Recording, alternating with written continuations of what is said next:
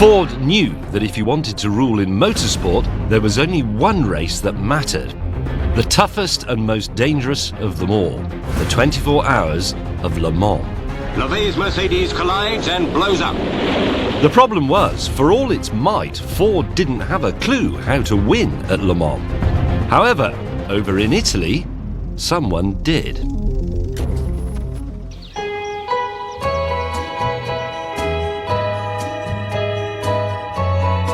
In the early 1960s, Enzo Ferrari's cars ruled sports car racing, Le Mans especially.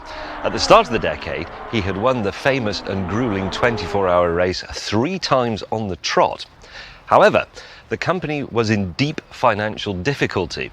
So when Ford offered to buy the entire business, Enzo agreed. At first, all went well. Enzo Ferrari and the head of Ford, Henry Ford II, quickly settled on a price of $16 million.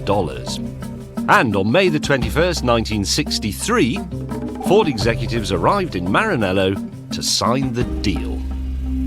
Ford turned up with an army of suits. Enzo Ferrari sat opposite them with just the local town lawyer. Now, they read through the contract and it all seemed well, but then suddenly Ferrari stopped and he took out his famous fountain pen full of purple ink, and as you can see from this accurate copy I have here, he drew a big exclamation mark and he wrote, "No, that's no good." Now, what had angered him? Well, it was this clause here. You see, Enzo Ferrari wanted to retain control of the motorsport side of his business, but this bit effectively handed control to Ford. There followed a tirade of abuse in Italian, after which Enzo said to his lawyer, "Let's go and eat." And they got up and they simply walked out on the stunned Ford executives. That was that. All of this for nothing. Back in Detroit, Henry Ford II, apoplectic with rage, gathered his lieutenants and issued the order: build me a car that will crush Ferrari at Le Mans.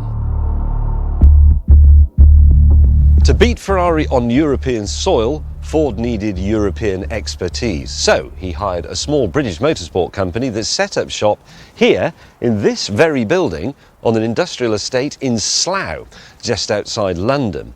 And the challenges they faced were enormous.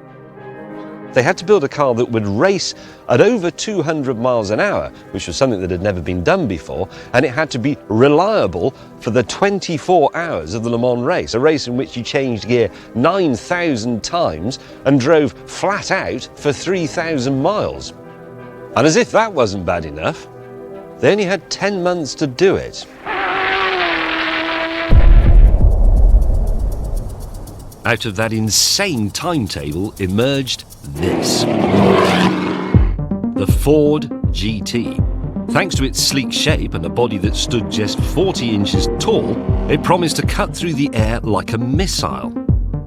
Add a 4.2-litre V8 and the magic target of 200 miles an hour seemed in the bag.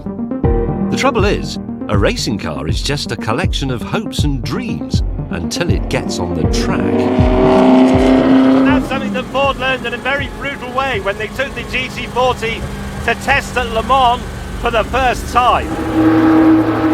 And so to the first Le Mans practice session. On its first outing, the renamed GT40 was fast, but it was also terrifyingly unstable, spinning its wheels on the straights. Now, I'm not talking about when you set off. I mean, it was happening at 170 miles an hour.